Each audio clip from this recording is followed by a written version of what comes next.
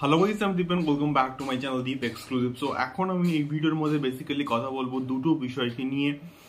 আজকের কিন্তু এসে গেছে ধড়ক 2 এর একটা অ্যানাউন্সমেন্ট, তো ওটাকে নিয়ে কথা হবে এবং তার সঙ্গে সঙ্গে কিন্তু বুমেরাংকে নিয়েও কিন্তু এই ভিডিওর মধ্যে কথা হবে। সো প্রথমে যদি আসি ধড়ক 2 কে নিয়ে এবং ধড়ক 2 এর অ্যানাউন্সমেন্ট ভিডিওটাকে নিয়ে। সো এই পার্টিকুলার যে ছবিটা, এটার যে ফার্স্ট পার্ট ছিল ধড়ক, সেটা কিন্তু একটা সাউথের মুভির কিন্তু রিমেক ছিল। সাউথ, আই থিঙ্ক এটা একটা মারাঠি মুভির কিন্তু রিমেক ছিল, স্যারাত। তার কিন্তু রিমেক ছিল এবং ইটসেলফ স্যারাত একটা অরিজিনাল ছবি হিসেবে দুর্দান্ত কিন্তু ছিল এবং ধড়কও কিন্তু ভালো ছিল। ধড়ক দুর্দান্ত একটা ছবি ছিল এবং খুব ভালো একটা কিন্তু রেসপন্স পেয়েছিল অডিয়েন্সের কাছ থেকে। এবারে বিষয়টা হচ্ছে, আজকের যে অ্যানাউন্সমেন্ট ভিডিওটা ড্রপ করা হচ্ছে সেখানে আমরা দেখতে পাচ্ছি যে মেন লিড কাস্টে কিন্তু আছে সিদ্ধান্ত চতুর্বেদী এবং তৃপ্তি দিমরি। তো তৃপ্তি দিমরি অ্যানিমেলে ওই কয়েক মিনিটের একটা পার্ট করে রীতিমতো কিন্তু জাস্ট ভাইরাল মানে মানে পপুলার হয়ে গেছে, আমি এই বলছি। তো সেক্ষেত্রে এই নতুন যে পেয়ারা, এই নতুন যে জুটিটা, এইটাকে মানুষ কতটা অ্যাকসেপ্ট করবে সেটাই হচ্ছে সব থেকে বড় প্রশ্ন।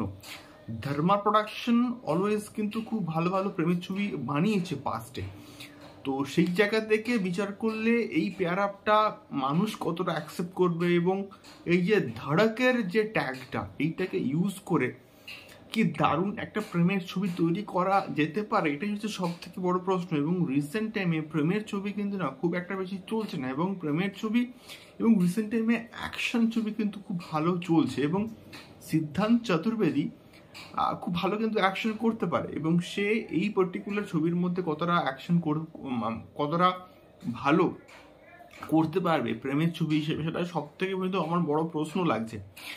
দেখা যাক কেমন হয়, আশা করব যে এটা ভালো ছবি হবে।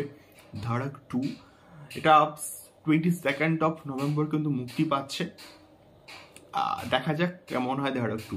দ্বিতীয়ত আমি আসবো বুমেরাংকে নিয়ে, এবং বুমেরাংয়ের গ্রাউন্ড লেভেলে কিন্তু প্রমোশনটা খুব দরকার এবং এটা বহরমপুরে কিন্তু হচ্ছে 30th of May, এবং এটা কিন্তু জিদ্দা নিজেই কিন্তু মোটামুটি তার স্টোরিতে একটা পোস্ট করেছিলেন এবং এটাকে নিয়ে আমার আগে ভিডিও করা উচিত ছিল।